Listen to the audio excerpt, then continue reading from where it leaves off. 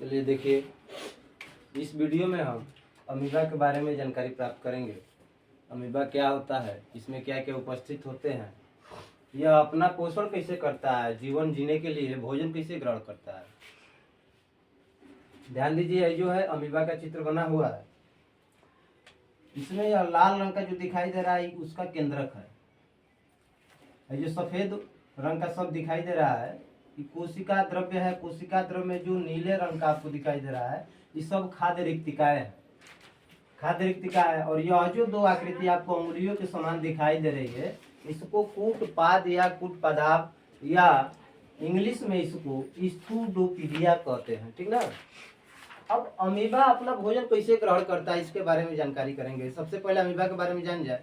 Amoeba है क्या, यह कहाँ पाया जाता है, कैसा जीव है यह। तो अमीबा जलाशयों में पाया जाता है। जलाशय मतलब कि तालाब में, पोखरे में या छोटे छोटे जो गड्ढे बने हुए उसमें अमीबा पाया जाता है। जलाशय में पाया जाता है। यह अपना भोजन उसमें उपस्थित छोटे छोटे शैवाल जैसे हो गए, जीवाणु हो गए, उनको ग्रहण करके करता है। इसमें मुख नहीं होता है, बिना मुख का ही भोजन ग्रहण करता है। यह एक कोशिकीय जीव है। क्या है, एक कोशिकीय जीव है। और यह प्राणी समभोजी है। प्राणी समभोजी में मनुष्य भी आता है। विषम पोषण का भाग है एक प्राणी समभोजी। यानी कि प्राणी समभोजी का मतलब क्या होता है कि जटिल कार्बनिक पदार्थों को तरल कार्बनिक पदार्थों में तोड़ना। इस प्रकार से अपना भोजन ग्रहण करता है। जलाशय यानी जल में जो शैवाल हो गए छोटे छोटे या जीवाणु हो गए उसको ही अपना भोजन बनाता है और उसको ग्रहण करता है। इसके बाद है अमीबा अपनी आकृति एवं स्थिति निरंतर बदलता रहता है।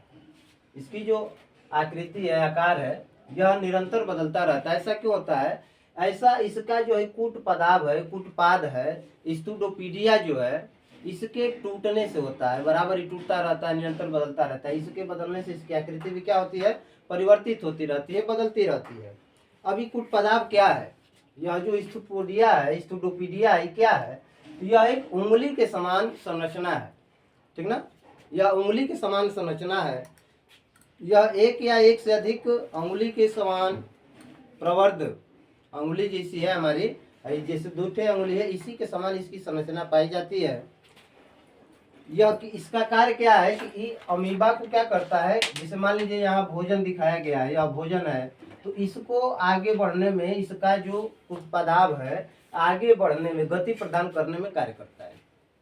अमीबा जो है अब आगे कैसे बढ़ेगा, तो इसी कूटपदार्थ के माध्यम से ही आगे बढ़ता है, यानी कि गति प्रदान करने का कार्य करता है। कूटपाद उसका, कूटपदार्थ उसको कहते हैं, या स्थूडोपीडिया कह दीजिए आप। सबसे सरल भाषा में उसको कूटपाद कह देंगे, ठीक है। अब पढ़ेंगे कि अमीबा में पोषण कैसे होता है, अमीबा अपना पोषण कैसे करता है। तो सबसे पहले जब अमीबा अपने खाद्य पदार्थों को देखता है तो उसकी ओर गति करके आगे बढ़ता है, ठीक ना। गति करके जब आगे बढ़ता है तो यह जो आपको दिखाई दे रहा है यहाँ पे उसका एक कूटपदार्थ है। यह जो आकृति आप देख रहे हैं, यह और यह उंगली के समान दूठे निकली हुई, यह कूटपदार्थ है। जब आगे बढ़ता है तो उंगली, अपनी उंगली के समान कूटपदार्थ को फैला करके भोजन को क्या करता है, निगलने का प्रयास करता है। इसमें मुख नहीं होता है, इसी की सहायता से अपना भोजन। तो अमीबा में जो पोषण होता है निम्न चरण में होता है। पहले भोजन को ग्रहण करेगा। ग्रहण का मतलब अंतर्ग्रहण होगा। अंतर्ग्रहण के बाद जब भोजन चला जाएगा तो पाचन की क्रिया करेगा। पाचन की क्रिया के बाद उसका अवशोषण करेगा।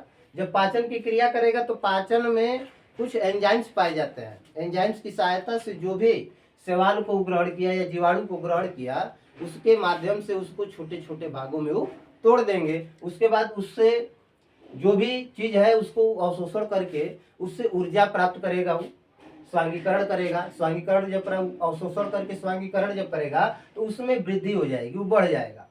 स्वांगीकरण के बाद जो अपचित भोजन होता है, जो अपशिष्ट पदार्थ बच जाता है, उसको क्या करता है, बाहर निकाल देता है। उसी को हम बहिक्षेपण कहते हैं। तो अमीबा में पोषण जो है निम्न चरणों में होता है, ध्यान देंगे हम। पहला यह जो है अंतर्ग्रहण। अंतर्ग्रहण का मतलब क्या होता है, भोजन को अंदर लेना। जब भी अमीबा किसी खाद्य पदार्थ को देखता है तो गति करके उस खाद्य पदार्थ की ओर जाता है। खाद्य पदार्थ तथा शैवाल हो जाएगा, छोटे छोटे शैवाल या बैक्टीरिया या जीवाणु जो भी होगा। आगे जब बढ़ता है तो जो उसका कूट पदार्थ है वह उसको क्या करता है, घेर लेता है, चारों ओर से क्या करता है, घेर लेता है। जिसे मान लीजिए उंगली के समान इसे संरचना है, यहाँ भोजन आ गया। अभी क्या करेगा कि इसको दोनों ओर से उसको अपने जाल में बंद कर देगा। यहाँ भोजन को लेकर के इसको क्या कर देगा, बंद कर लेगा, वो अंदर उसको बंद कर लेगा। अंतर्ग्रहण कर लिया, भोजन का अंतर्ग्रहण हो गया। अब पाचन की क्रिया होगी, तो पाचन की क्रिया में क्या होता है, इसमें कुछ एंजाइम्स पाए जाते हैं, ठीक ना। अब कौन कौन से एंजाइम्स पाए जाते हैं उसको देखेंगे हम।